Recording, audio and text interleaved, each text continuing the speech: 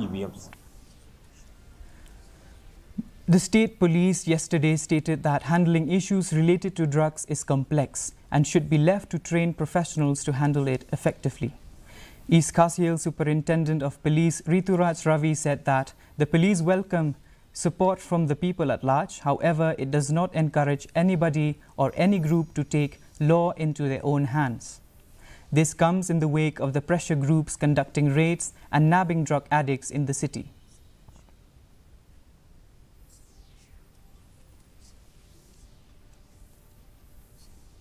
Supporters from all sides.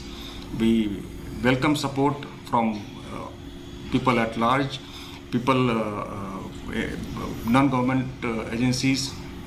Anybody and everybody is welcome. We welcome inputs from everybody. However, we do not encourage anybody, any group to take law into their own hands. The matters which are complex, which require trained professionals, should be handled by them accordingly.